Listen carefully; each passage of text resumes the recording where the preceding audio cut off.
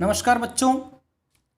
आज हम electric dipole की एक्सियल लाइन पर इलेक्ट्रिक फील्ड इंटेंसिटी फाइंड करेंगे। एक विद्युत द्विध्रुव के कारण उसकी अक्षीय रेखा पर स्थित बिंदु पर विद्युत क्षेत्र की तीव्रता ज्ञात करेंगे। देखिए, ये हमारे पास एक इलेक्ट्रिक डायपोल है जहां इस पॉइंट ए पर माइनस क्यू चार्ज रखा है, यहाँ प्लस क्यू चार्ज रखा है और दोनों के बीच की जो डायपोल लेंथ होती है वो 2a है। ये एक इलेक्ट्रिक डायपोल है, विद्युत द्विध्रुव है। अब इसकी कल की वीडियो में हमने बात की थी कि इन विद्युत द्विध्रुव के दोनों आवेशों को मिलाने वाली जो रेखा होती है ये इसकी अक्षीय रेखा होती है। इस अक्षीय रेखा पर यहां पर कोई पॉइंट P है, ये पॉइंट P है, कैपिटल पॉइंट P। इस पॉइंट पर हमें इलेक्ट्रिक फील्ड इंटेंसिटी फाइंड करनी है इस इलेक्ट्रिक डायपोल के कारण।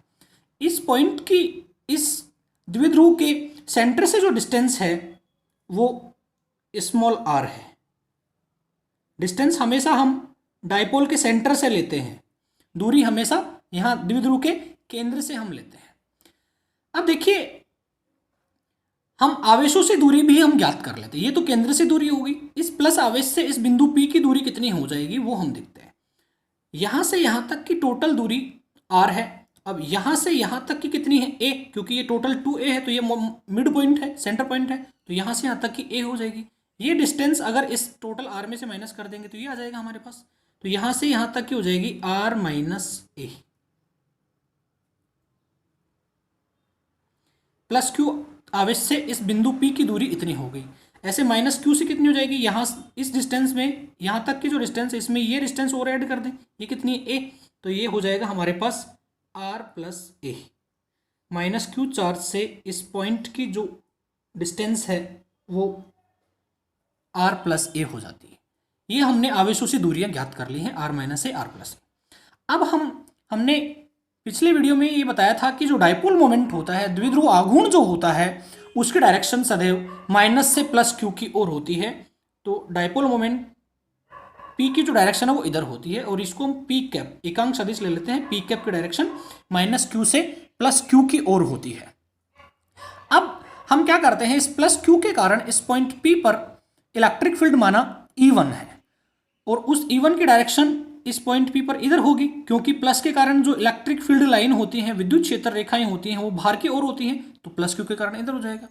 अब मान लिया माइनस क्यू चार्ज के कारण जो इलेक्ट्रिक फील्ड है, विद्युत क्षेत्र है, उसको हम E2 मान लेते हैं और E2 की डायरेक्शन क्या होती है, माइनस के कारण क्षेत्र रेखाएं अंदर आती हैं, तो E2 की डायरेक्शन इधर हो जाएगी। ये विद्युत क्षेत्र रेखाओं में हमने जो वीडियो था उसमें बता दिया था कि इलेक्ट्रिक फील्ड की डायरेक्शन प्लस के कारण किधर होती है, माइनस के कारण किधर होती है।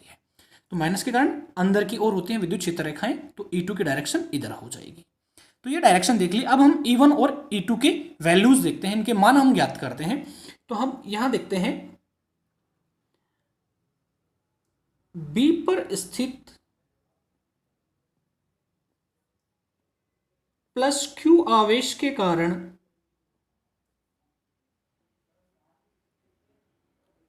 बिंदु P पर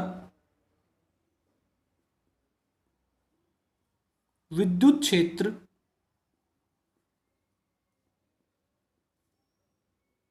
की तीव्रता। अब प्लस क्यू के कारण हमने इस बिंदु P पर जो इलेक्ट्रिक फील्ड है उसको E1 माना है, तो यहाँ E1 की वैल्यू हमारे पास हो जाएगी E1 इज इक्वल टू, देखिए बिंदु आविष्करण किसी भी बिंदु पर अपन विद्युत क्षेत्र ज्ञात करते तो क्या होता है, के क्यू अपॉन उस बिंदु और उस चार्ज के बीच की डिस्टेंस। तो यहाँ आ जाएगा के क्यू अपॉन इस प्लस क्यू से इस बिंदु की दूरी कितनी है, आर माइनस ए, तो यहाँ आर माइनस ए का स्क्वायर। अब इसकी जो डायरेक्शन है E1 की, वो E1 की डायरेक्शन किधर है, इधर, और पी कैप की डायरेक्शन भी इधर है, तो यहां हम लिख देंगे कि E1 की जो डायरेक्शन है वो इस पी कैप की डायरेक्शन में ही है। अब यहां जो के है, ये के कूलाम लॉ में हम बता चुके हैं 1/4πε0 होता है। तो ये हमारे पास इक्वेशन फर्स्ट आ गई। इसी प्रकार से हम इस माइनस क्यू के कारण इस पॉइंट P पर इलेक्ट्रिक फील्ड फाइंड करेंगे। तो यहां लिख देंगे ए पर स्थित माइनस क्यू आवेश के कारण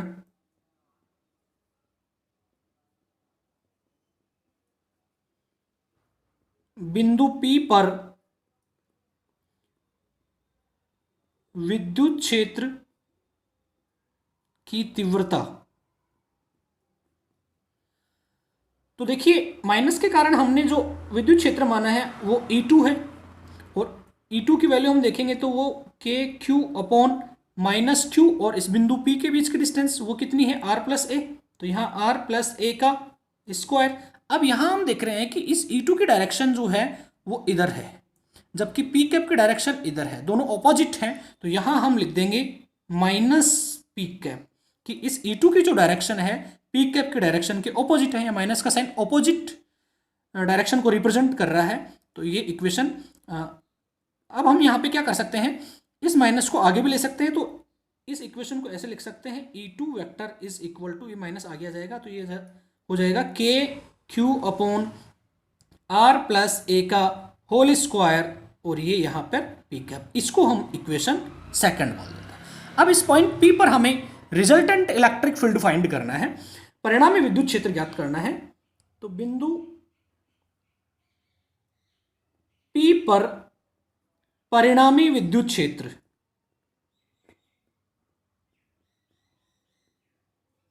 तो परिणामी विद्युत क्षेत्र कितना हो जाएगा हमारे पास, E अक्षीय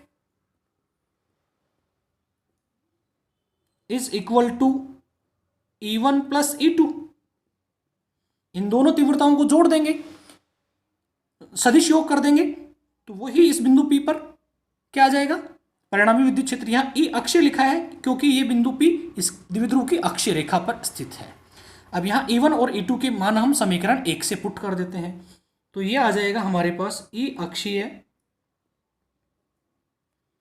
इज इक्वल टू E1 की वैल्यू हमारे पास KQ/R-a का होल स्क्वायर। अब यहाँ इसको ऐड, यहाँ प्लस का है लेकिन ये यहाँ बाहर माइनस होने से यहाँ माइनस आ जाएगा, KQ/R+a का होल स्क्वायर, और यहाँ P कैप, क्योंकि यहाँ पर P कैप था, यहाँ पर P कैप, तो वो बाहर कॉमन आ जाएगा। अब हम यहाँ देख रहे हैं कि यहाँ KQ और यहाँ पर भी KQ, तो इसको हम क्या करेंगे, कॉमन ले लेंगे, तो KQ बाहर आ गया, और यहाँ बच जाएगा 1/R-a का होल स्क्वायर -1/R+a का होल स्क्वायर, और ये P कैप। अब यहाँ हम देखेंगे, हम एलसीएम ले लेते हैं, KQ और एलसीएम आ जाएगा R-a का होल स्क्वायर R+a का होल स्क्वायर। इसमें जब इससे अपन डिवाइड करेंगे तो ये माइनस कैंसिल हो जाएगा, ये बचेगा, इसको 1 से मल्टीप्लाई करेंगे तो यहाँ आ जाएगा R+a होल स्क्वायर। सिमिलरली यहाँ पर क्या आ जाएगा, R-a का होल स्क्वायर, P कैप। अब यहाँ हम देख रहे हैं इनके ब्रैकेट्स को हम ओपन कर देते हैं, तो क्या हो जाएगा, KQ ब्रैकेट ओपन करेंगे तो ये R+a का होल स्क्वायर है, तो ये हो जाएगा R² + a²+2ar, और यहाँ बाहर माइनस है इसलिए यहाँ हम ब्रैकेट लगा लेते हैं, ये हो जाएगा R² + a²-2ar, और ये a - b × a+b क्योंकि मल्टीप्लाई है, तो ये हो जाएगा a² मतलब R² - a², इनको मल्टीप्लाई करेंगे तो, और ये यहाँ होल स्क्वायर था तो ये होल स्क्वायर आ जाता है, और ये P कैप। अब बच्चों हम देख रहे हैं यहाँ बाहर ब्रैकेट लगा हुआ है और माइनस है, इस ब्रैकेट को हम हटाएंगे तो जो प्लस का वो माइनस का हो जाता है, तो फाइनली हमारे पास में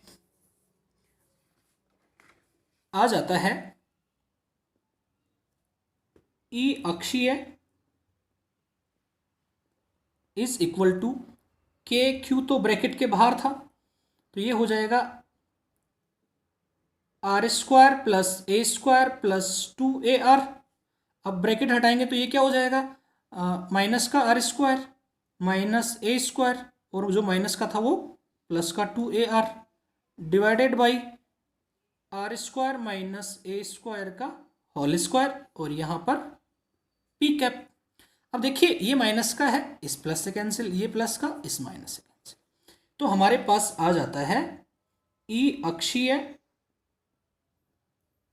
इज इक्वल टू, देखो 2ar और 2ar कितना हो जाएगा, 4ar, तो ये हमारे पास हो जाएगा KQ 4ar upon R² -a² का होल स्क्वायर, और यहाँ P कैप।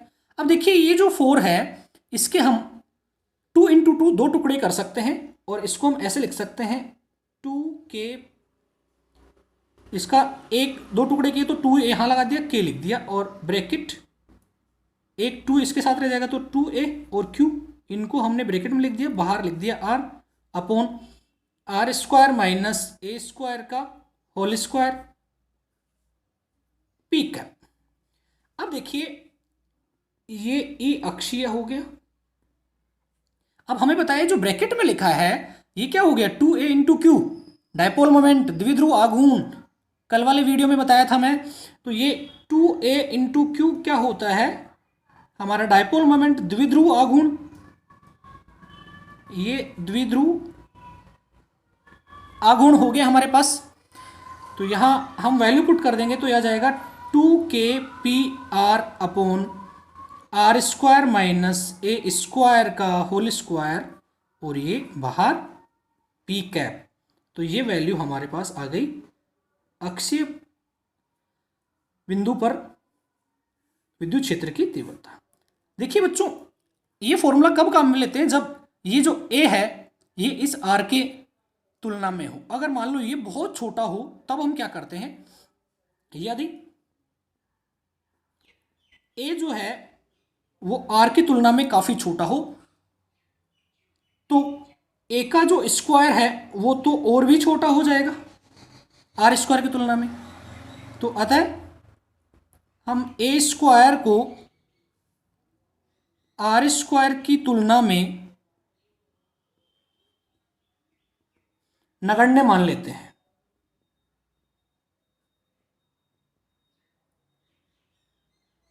नगण्य मानने पर इस ए स्क्वायर को इसके कंपैरिजन में हम बहुत ये छोटा होने के कारण नगण्य हम मान लेते हैं। तो इसको नगण्य मान लेंगे तो पार्ट क्या हो जाएगा हमारे पास, ई अक्षीय is equal to 2k P R upon में ये आर स्क्वायर का स्क्वायर तो आर की पावर 4 हो जाएगा और ये पी कैप। अब देखिए यहाँ आर है, ये पावर 4 कैंसिल होगी तो यहाँ क्यूब बच जाएगा। तो फाइनली हमारे पास आ गया ई अक्षीय is equal to 2k P upon R cube P cap. इसको हम ऐसे भी लिख सकते हैं, ये जो पी कैप है इस डायपोल मोमेंट द्विध्रुव आघूर्ण की दिशा को ही व्यक्त करता है। तो इसको हम ऐसे भी लिख सकते हैं, ई अक्षीय is equal to 2k vector इसी के ऊपर लगा के ऐसे भी हम लिख देते हैं। तो ये आ गया हमारा किसी भी विद्युत द्विध्रुव की अक्ष पर स्थित बिंदु पर विद्युत क्षेत्र की तीव्रता।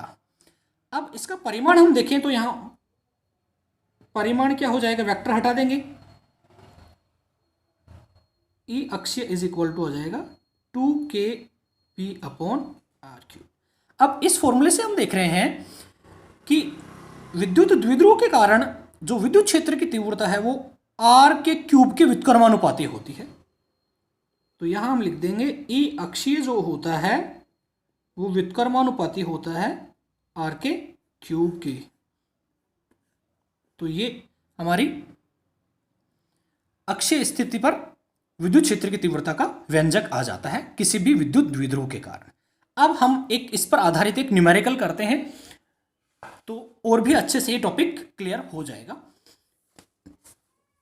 देखिए हमारे पास में ये एक न्यूमेरिकल है, प्लस 10 माइक्रोकूलाम तथा माइनस 10 माइक्रोकूलाम के दो आवेशों को 2 सेंटीमीटर की दूरी पर रखा जाता है।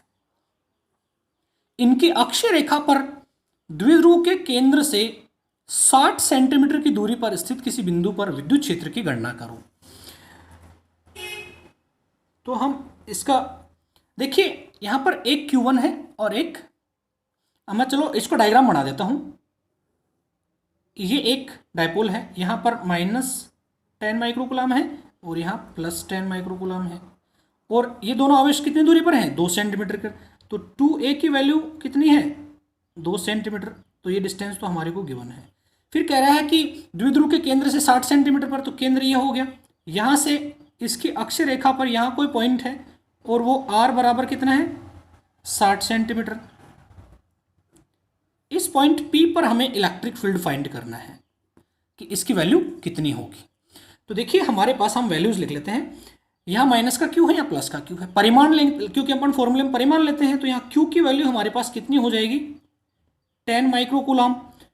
तो इसको हम लिख सकते हैं 10 इंटू 10 की पावर माइनस 6 कूलम। तो फाइनली ये हमारे पास 10 की पावर माइनस का 5 कूलम हो जाता है।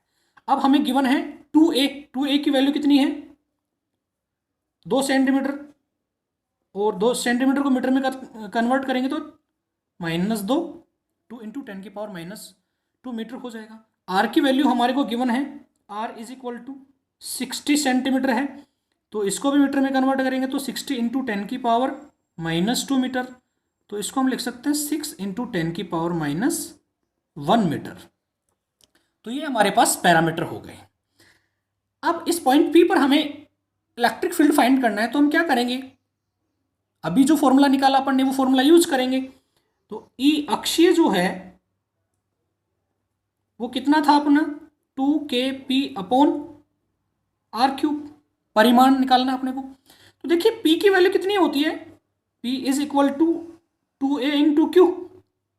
तो इसको हम कैलकुलेट करते हैं, डायपोल मोमेंट होता है द्विध्रुव आघूर्ण, तो 2a की वैल्यू कितनी है हमारे पास, ये वैल्यू पुट कर दो 2 इंटू 10 की पावर -2, 2a की वैल्यू मैंने पुट कर दी और q की वैल्यू ये रही, तो 10 की पावर -5, तो हमारे पास आ जाता है 2 इंटू 10 की पावर -7।